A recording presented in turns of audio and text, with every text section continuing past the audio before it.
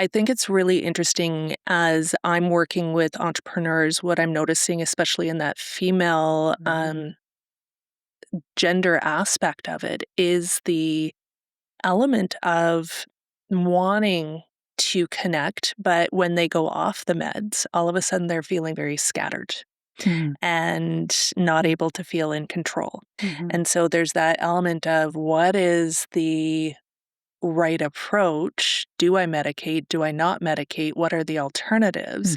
And I think what's really interesting about your business is that you give a more somatic Mhm. aspect to look at things. Mhm. Yes. Mhm. My background, so as somebody who is an entrepreneur, I was an entrepreneur and dibble-dabbled in all kinds of different businesses. So I had Hindson Biotechnology, I suppose my background is in science. And I was a biotech consultant. And because of the overwhelm that comes with ADD and the lack of organization that I experienced, the lack of planning, the flying by the seat of my pants approach, because I was living an exciting life, right? It's like living on the edge. And that was my addiction is, I mean, that's part of it is how do we get our dopamine hit? And for me, it was living with that excitement of not knowing and taking on projects that were challenging, right? That were a little bit over my head. And from that experience, I I knew something in me needed some help.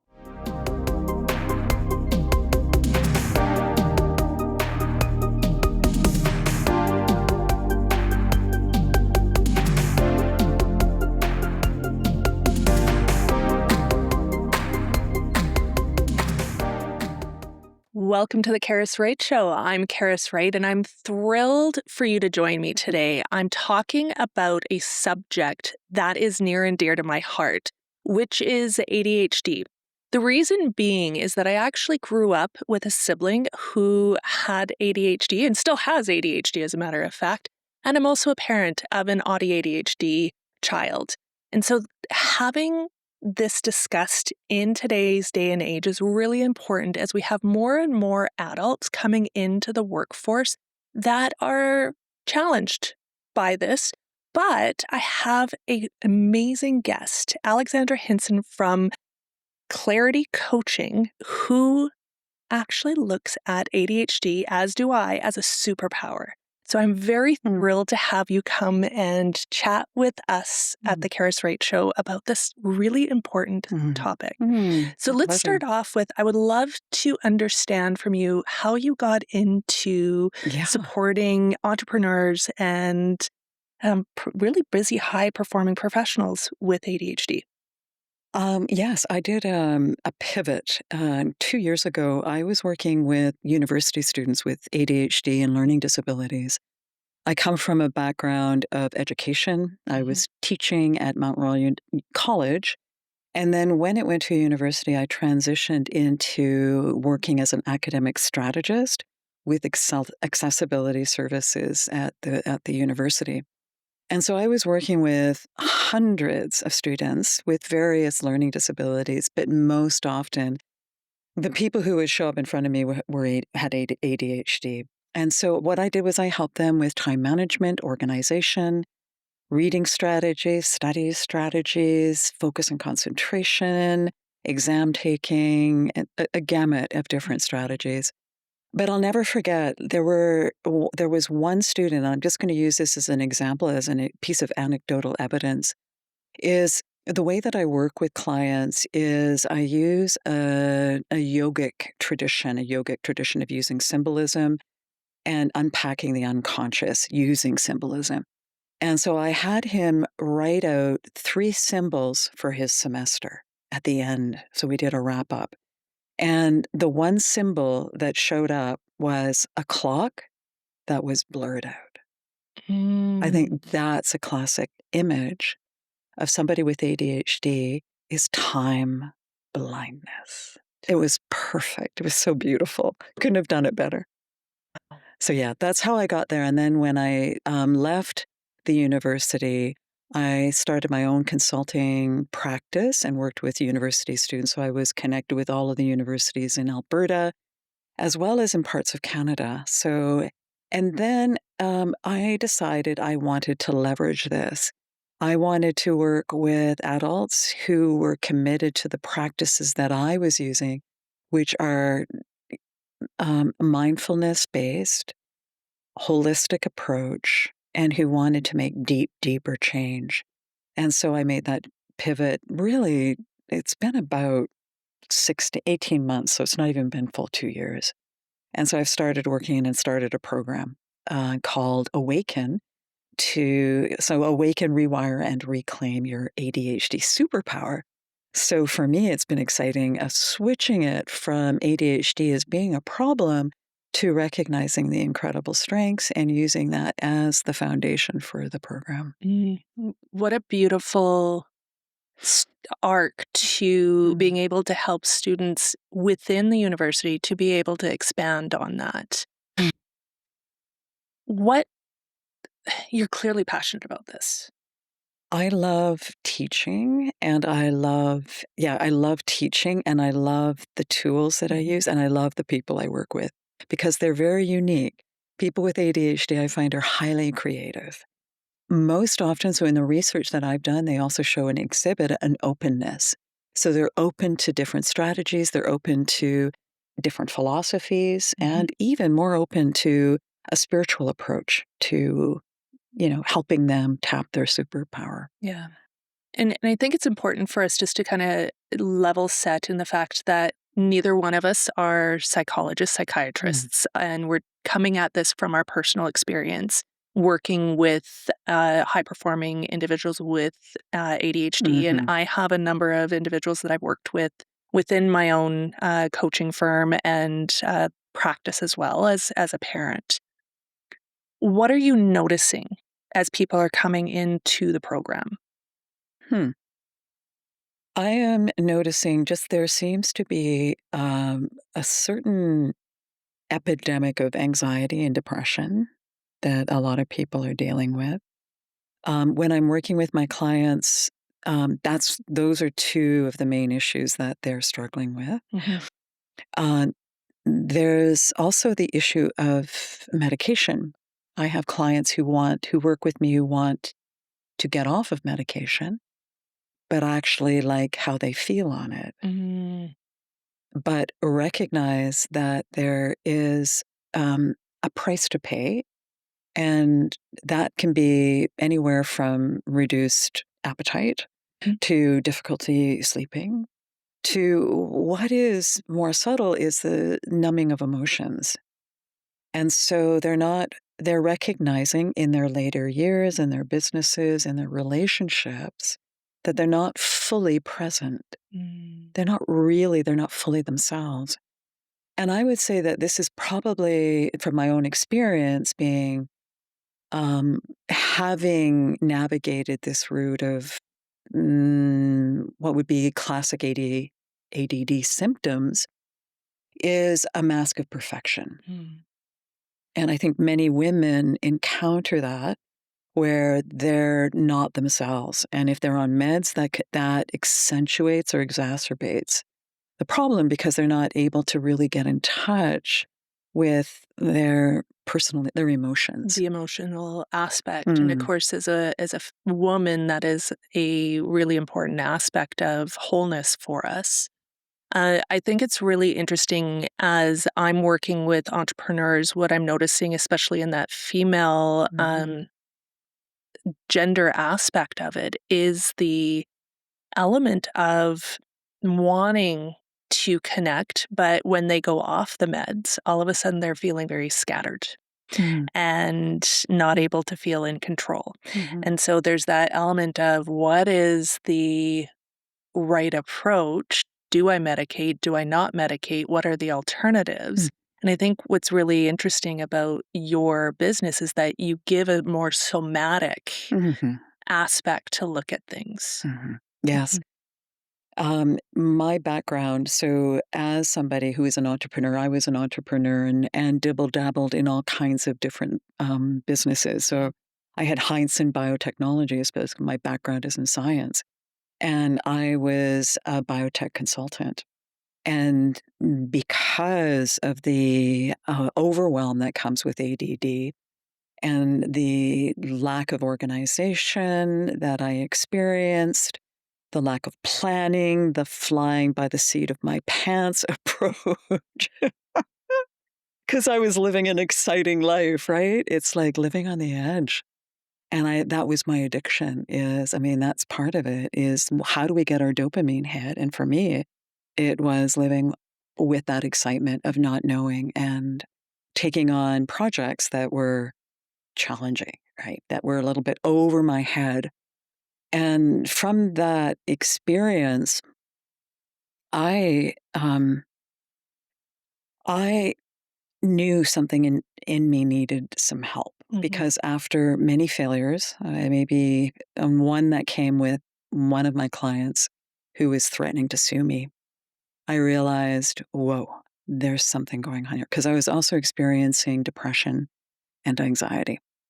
And so so I was always interested. So I'm very body oriented. I was raised as an athlete, so I participated in athletics throughout my youth. That's what kept me grounded and sane in some Mhm. respects in my family life. And so I always loved yoga because it helped calm my nervous system. Mhm. So I found an ashram, or it found me. It actually found me.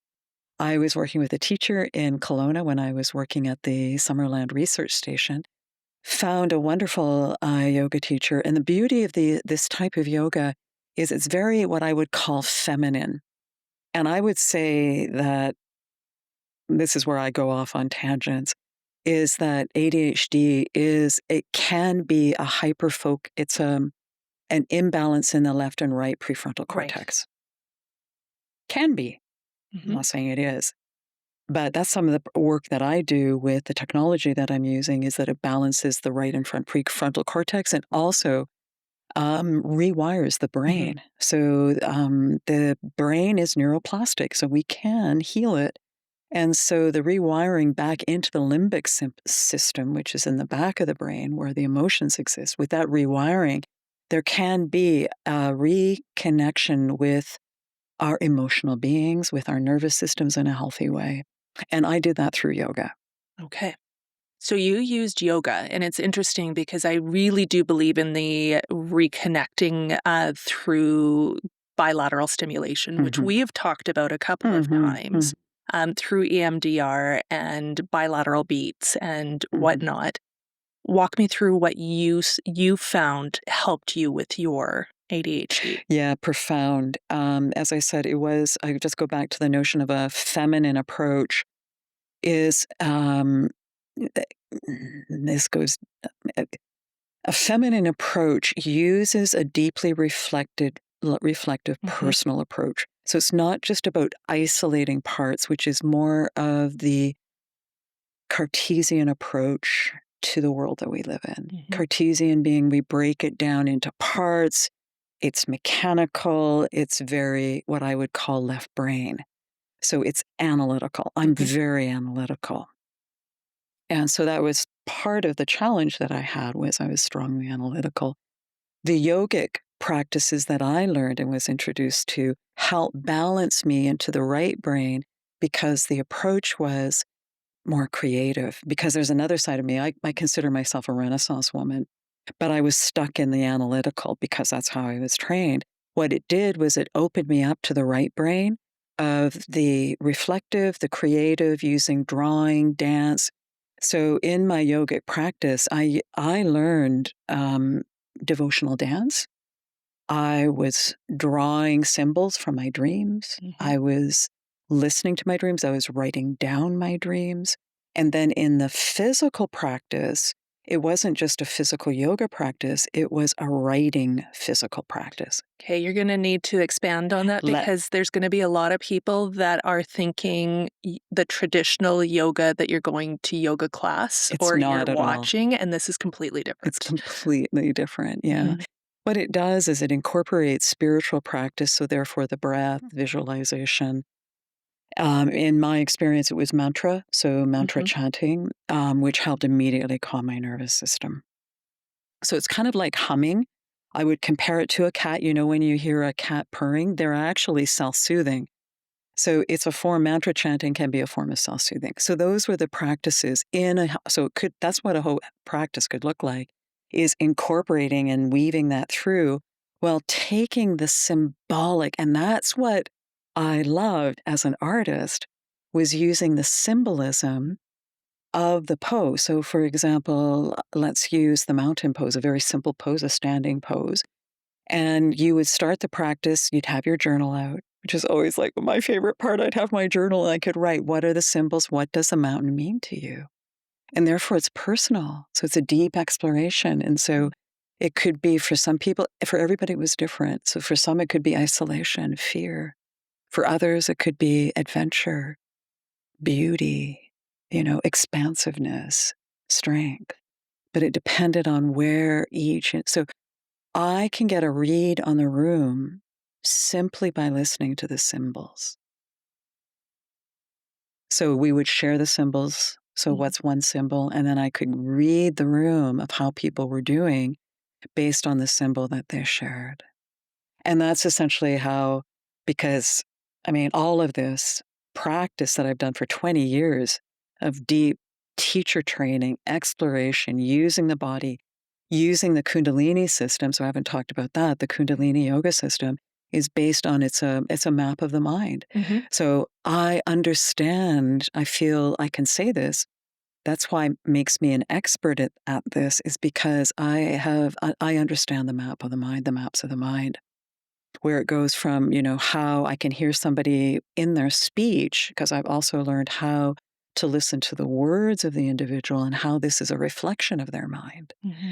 And I can see where they're at, whether they're at survival, whether they're at fear and imagination. So usually fear is imagination that is uncultivated. It's just gone, it's run wild, it's run amok. Or they're highly emotional. So there's a lot of anger, frustration. You can see it in their face and their body, a lot of tension, right? So so then I can start unpacking where all of that is. Those are the lower three levels of consciousness in the body that express itself through the body. And the hatha poses reflect those three. So, for example, the mountain I use in the first, that's survival. In the second level of consciousness, imagination, we might use the fish and go into the water because the element is water.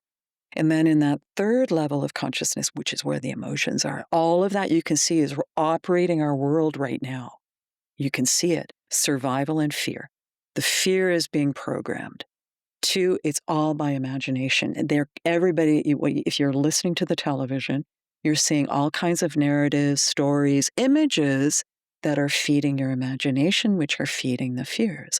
And then thirdly, you've got the emotions that are feeding it, which are either anger, frustration, sadness, grief, depression, anxiety. Anxiety's off the roof.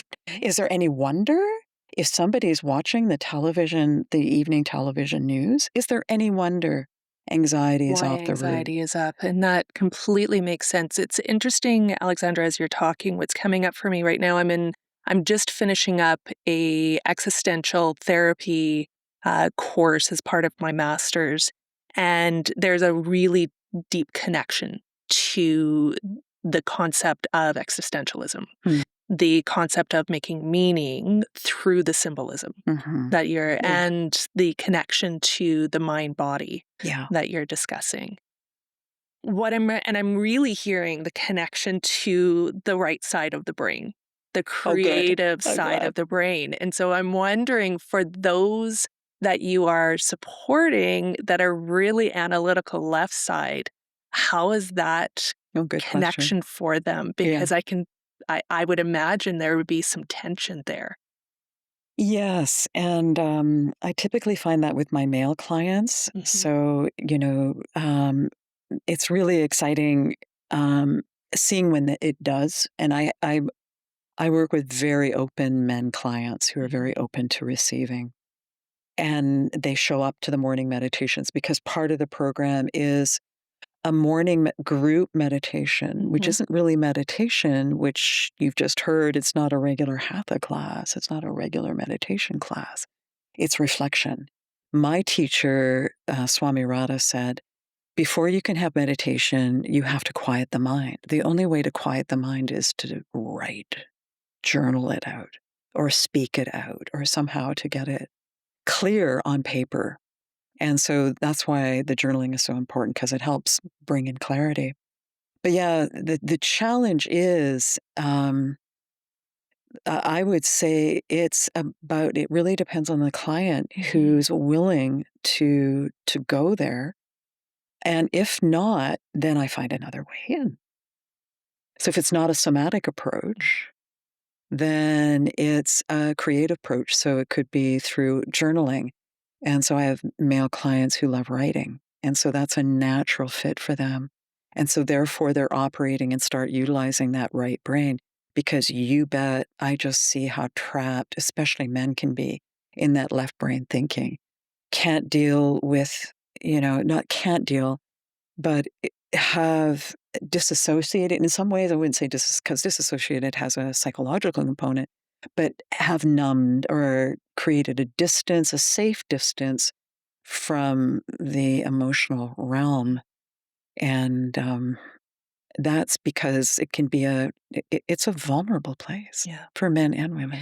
Well, in individuals who have had any sort of damage in their left brain that start to use their right brain, there's neural pathways that can re-evolve to be able to leverage and start thinking very differently. I'm thinking of a study that, or a particular case of a neuroscientist who had a stroke in her left brain. Oh, yeah, that's Jill Bolton Taylor. Jill Bolton Taylor, exactly. And so that was really fascinating how she still was able to rebuild neural pathways in a different way. And you would know this a little better than I am, because I could see you chomping at the bit. So why don't you take it? Well, I love her story, right? Because, this is the nature of our world. In school, there's an emphasis on left brain training through through math, science, engineering, technology. And, many, many people choose that pathway. Less of an emphasis on the arts. She was trained as a neuroscientist, as a scientist, as was I. I did a second degree in art. So that is why I feel that I have a very, relatively balanced left right. But so she was really stuck in that left brain thinking. And since her stroke, her story is remarkable, because she quit her job. Yes. She's living on a boat. She's living her best life. And I think she's writing, and she's just expressing herself on podcasts, talking and sharing what she knows about the balance between the left and right heads. Right brain. I think where one of the greatest illustrations of her podcasting was a 2-hour podcast she had done on the Diary of a CEO. And how she actually brought in a brain that she had was donated to her as part of her her neuroscience work, to illustrate that difference between left brain, right brain. And so I think it's really fascinating that we have both for a reason and a purpose. And if we cut off one, we almost cut off a part of our wholeness as humans. And so in our leadership and our entrepreneurship, we need that. Now I want to shift Absolutely. I want to shift gears a little bit, because part of the purpose of this is that support to be able to help entrepreneurs and leaders and high-performing professionals that are challenged with ADHD to recognize it as a superpower. And so anyone who's listening here go, oh, that's me. If you were to give them 3 tips that would help them connect with themselves a little differently if they didn't have a chance to take your program, what would those 3 tips be? Well, maybe what I'll do is I'll just kind of outline the main symptoms of ADHD that people might be encountering and recognize. And that'll be It's the squirrel phenomena that I hear so many people, where it's very difficult to stay focused. And I watch this amongst my colleagues. They'll suddenly get distracted. ADHD is a phenomena, and there are many reasons for that. Many people my age who are moving into menopause are starting to display symptoms of Mhm. ADHD because of the the lowering of the Lowering in estrogen. estrogen.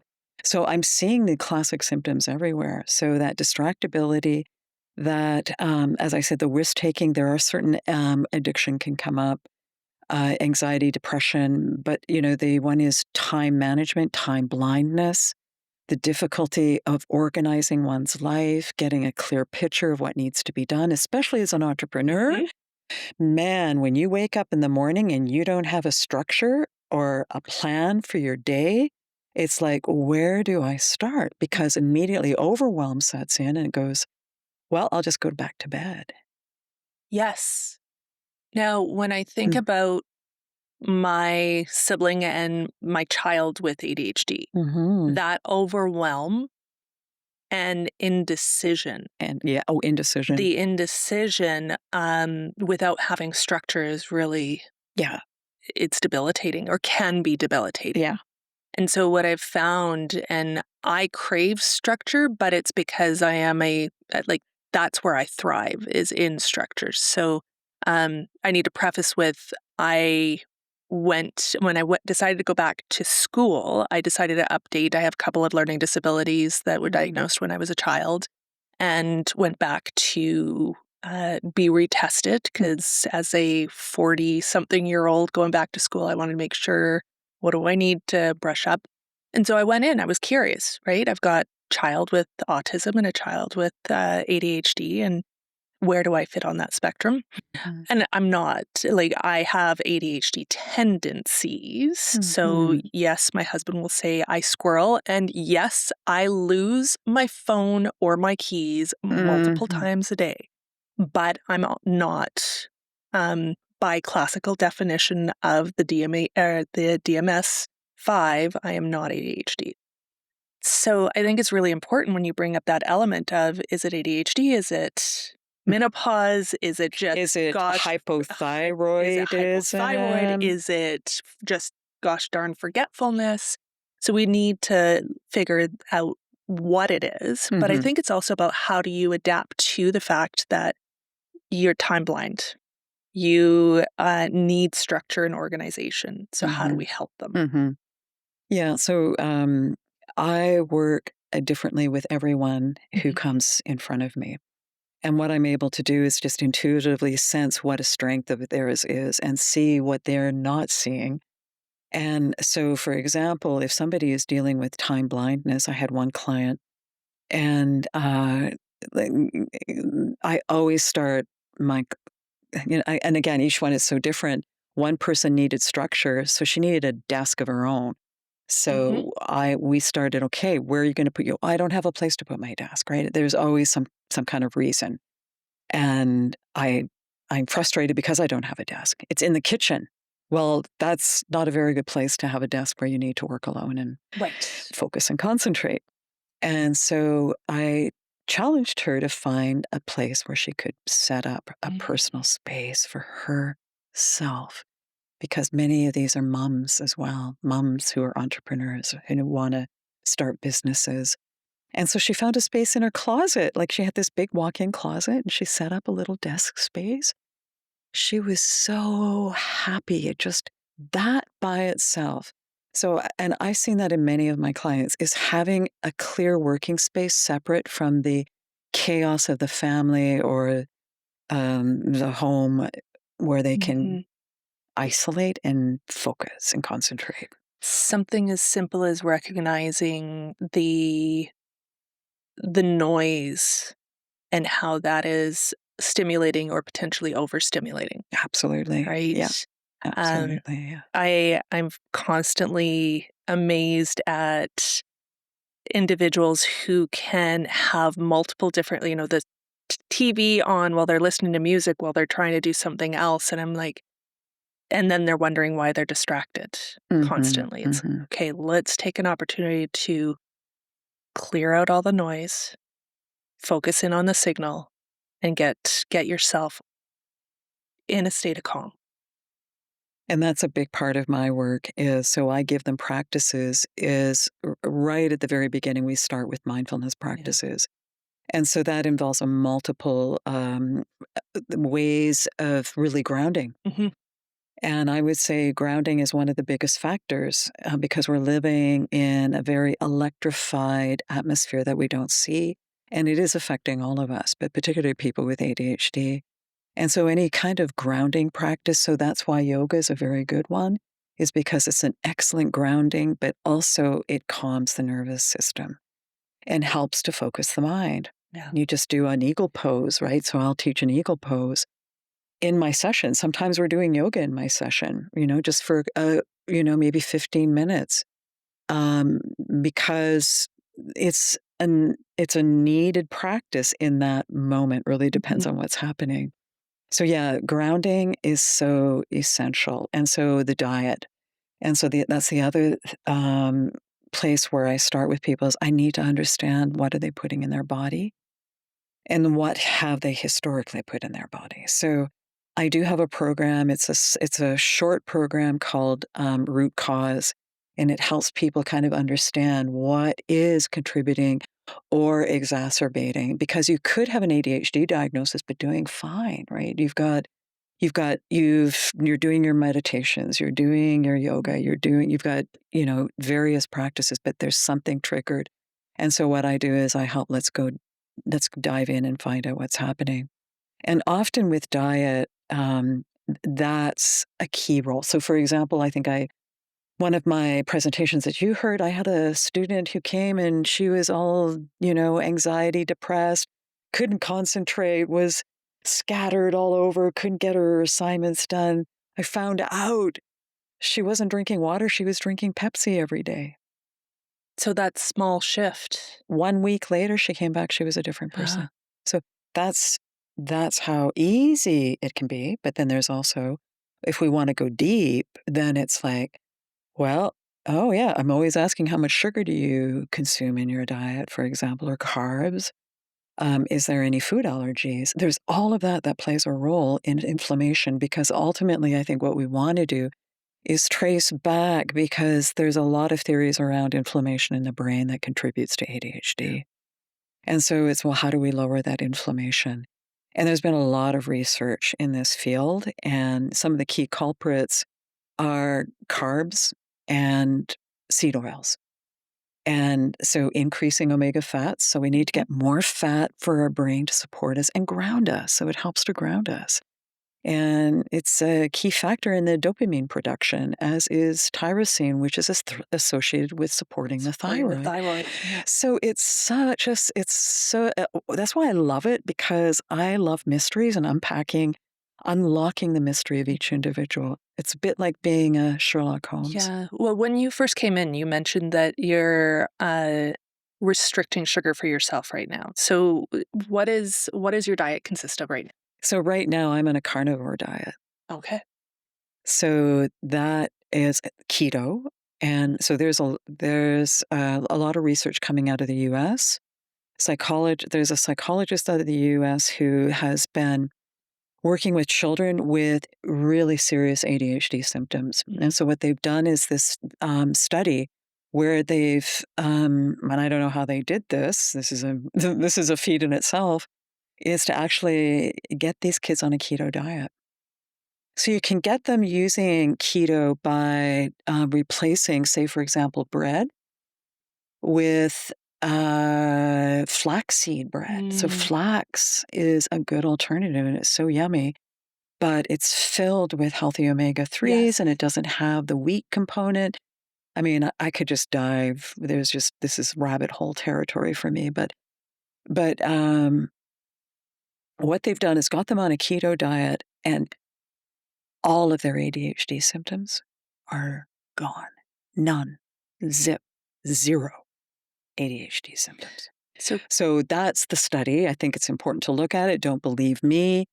But that is the potential of getting off carbs, eating, a different kind of diet, and not to say that you can't enjoy life and have sugar once in a while. That's not what this is about. But it just is about what's 90% of our diet? If 90% is sugar and carbs, then you're going to have a problem. Yeah. I mean, even if you can get rid of one of those Pepsis a day and replace it with water, shift, those small micro moves. You don't have to go 100%. I mean, it'd be I'm like this. ideal.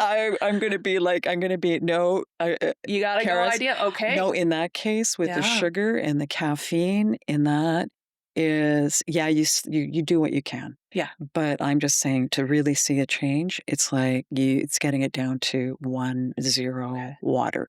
And I was saying water because water is very key for flushing out the body, The toxins in the the body. toxins in the body. Before we go to our segment, because we do a segment of questions from the audience. Yeah. I want you to touch a little bit on the importance of exercise in ADHD because I think there's a Oh, huge correlation. And I yeah. know this is a bit of a rabbit hole, but I think if there's a few things, like if I link it back to the few things that somebody can do to help, it's that mindfulness training. And I'm an MBSR, mindful stress based MSBR trained instructor as well. So mindfulness is a huge aspect.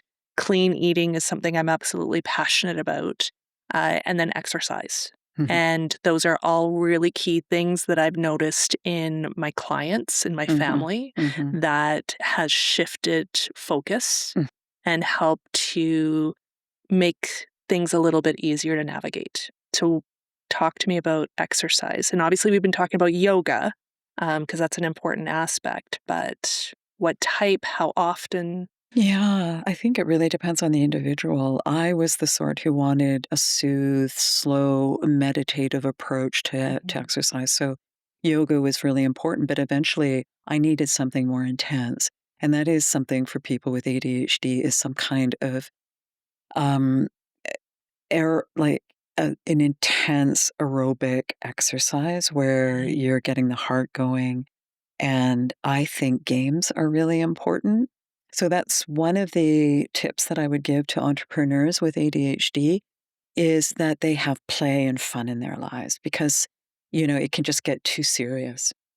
And so intense, volleyball, basketball, tennis, anything to get them out, having fun with people. Because I would also say that the thing that contributes, particularly for entrepreneurs with ADHD, is isolation. Oh, we got to get out. We Yes. absolutely got it out, and we got to laugh and have fun. And so, yeah, I just go and a lot of people too that they love the outdoors.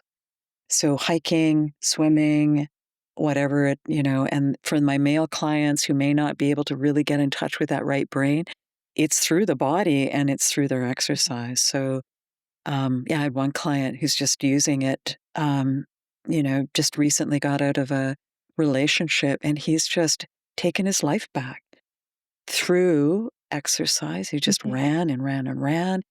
And he took control of everything. It was just remarkable and connected more to himself. Yeah. And it was through his body, one of the ways. It is really interesting. I've got a couple of clients who the major shift that they did after coaching with me was move their exercise, which they used to do at night, to the morning. Yeah. And what it did in itself was allow them to be more focused during the day, and they were having a hard time sleeping at night. If they were exercising at night. If they were exercising at night, because it was wiring them right up. Yeah. And so that shift in itself to exercising in the morning and then getting themselves organized, doing some journaling and structuring and planning your day. I would just come back to that is like, on Sunday nights, plan out your week, do a rough sketch. And then each night, but even on Sundays is just to really plug in everything. So you have a 9 to 5 schedule. And there's no questions when you wake up, because when we wake up in the morning and don't know what's going on, that adds to the overwhelm. It absolutely does. And so one of my biggest tips is very similar. You plan your month, plan your week, plan your day. Yeah. Do it and get it into the calendar, whether your week you're planning on Friday for Monday or first Mhm. thing Monday morning, or that month you've got to plan either the last day of the month or the first day of the month. Yeah. Get it in there so that you understand what's happening and take advantage of time blocking Yeah. and So stick to it. that's one of the thing with ADHD is we need to see things. Yes. So if something's hidden away, like if the calendar, the day timer is closed, that's not going to support us. So we need things out. So for example, supplementation, which I recommend, it's got to be on the It has to be on countertop. the counter. Yeah. So, and it's got to be labeled. And sometimes we need like reminders in our phones. So that our phones can be a great blessing of reminding us what we need to Mhm. do. But coming back to the exercise, I would just add that a evening practice of gentle yoga can be a very helpful, or journaling. I would say ending the day with a journal practice of where you're actually processing your day and releasing it before Mm. bed. Because, yeah, many people with ADHD have trouble sleeping. So you want to let go so you don't have the monkey mind busy throughout the night. So it could be just, yeah, what was and I always stay focused on the positive. What were my victories? Yeah, well, what's arising right now? What action do I need to take? So you're not stewing at midnight. Mhm. I'm getting what was just coming up for me as you were talking is the importance of either if you're going to journal using technology, making sure you've got the blue light on, or Mm, switching it over to writing by hand, because there's something very, very important and yeah, cathartic yeah. about being able to let go and have the energy leave through your fingertips. That's right, and just a little, it's you wanna turn the blue light off. Thank you. Yeah. So Thank you. you want those blue Yes. blocking glasses on, and, yes, because so many people are so tech, addicted, and so, yeah, I agree. I handwrite. Yes. I have a box of journals. I had boxes of journals. So I think it's really interesting, and these glasses, and I'm just going to plug a girlfriend that we both know Yeah. who runs a mobile optician, Donna Gamble of Mhm. I See Clearly. These actually are 100% blocking. Yeah.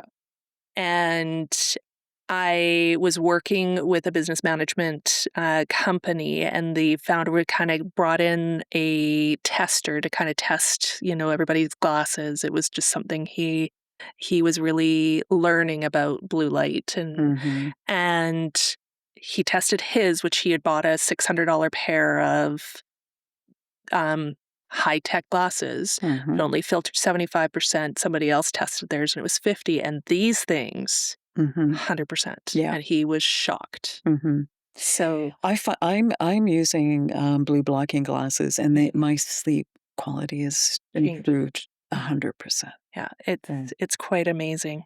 So I'm getting we gotta wrap up here, but I wanna do and honor the questions we do have from the audience. And so I'm gonna read out, let me just scan here for one. This is from Lisa. How do I stay consistent when my life is chaotic and unpredictable? Which I know happens to the best of us. But when you have ADHD, that chaos and Mm. unpredictability can Absolutely. feel a little extra overwhelming. Yeah. Yeah, yeah, yeah. Yeah. Um, Number 1 is you have to make time for yourself. Mm, Um, where you go into your room and you sit quietly, and this is where, like, just 5 minutes of sitting quietly. So if it means getting up earlier in the morning, getting up earlier, sitting with a cup of tea, taking some time to write, and ground. The grounding is so important in staying consistent when there's a lot of chaos. And then it's like, how do you manage the chaos? mm, Right. And so I've worked with clients on how to do that. And it's most often if you have ADHD, remember 60 to 80% of ADHD diagnoses are considered genetic. So you're going to have it running in the family. In my family, my brother, his son, ADHD. And so you may be dealing with children with ADHD. Mhm. And so how do you manage that? And so I have a lot of different strategies, but I think it's like the whole family needs to get on board um, on either setting sitting down and creating a plan, like a schedule, a structure for everybody. Goes up on the refrigerator. Everybody knows what they're doing. You engage the kids in the chores of the day. They're helping you out. Most often, women are trying to do it all. That's the mask of perfection. And so we have to invite our families in to support us. And they're waiting to do that. It's just how do we do that? How do we get them? How do we invite them in? And so that it's just really about doing that. And then having like it, it's about boundaries for women. And people with ADHD really struggle with their boundaries. And it's about learning how to set clear boundaries with ourselves. Yeah. I'm going to add one or two things because that list is absolutely beautiful, especially boundaries. Mm. I would say creating consistency starts with the is discipline of being able to do so. And so knowing what's truly important and what you can let go of. So taking back, taking stock, and recognizing you don't have to do absolutely Oh everything. my God, yeah. And it is okay to say no. Hmm. And learning how to do so gracefully by saying, thank you so much for the opportunity. I'm going to pass this off to somebody else. Hmm. Or I'm going to introduce you to somebody who can help Hmm. and not have that guilt. And then I would say the other thing is leveraging the tools that you do have at hand to navigate that. So taking the time to coordinate, and I'm thinking about, the busy family schedules, and as women, we're juggling home, life, work, everything, and really taking that time on a Sunday, that half an hour before everybody gets up in the morning, and coordinate the day Mm. and the week, Mm. and understanding what's really, truly important and what can slide off. I would just add that all of us need to learn how to communicate with our partners and our children. Oh, yeah. And this is one of the areas that I support my clients with is how to ask for our needs. I think the biggest question I would ask to the audience right now is what are your needs in the relationship, Mm, in the family, in your work, in your business? List your needs because we're going around with all of these unmet needs. We have no idea, and so we get triggered, and this can set off the ADHD symptoms of anxiety, for example, frustration, anger. That's also one of the challenges is losing our tempers, and it's because of a long ago building up of unmet needs. yeah. Beautifully said. Alexandra, I want to thank you so much Mm. for joining me today. This is obviously a conversation that we could continue on for hours on end. If people want to find you, Hmm. what's the Yes, best way? alexandrahindson.com. That easy. And I have a YouTube site. You can find me there on the website, but also a YouTube station and LinkedIn and Facebook. So, but yeah, go to alexandrahindson.com and you'll get most of the links there. Amazing. Alexandra, thank you so much for joining Mm, me today on the my Karas Wright pleasure. Show. I want to remind you to continue to lead with heart and do the things that you are doing so exceptionally well because Mm, it is much needed. thank you. Yeah, Yes, and you as well. thank you. Yeah.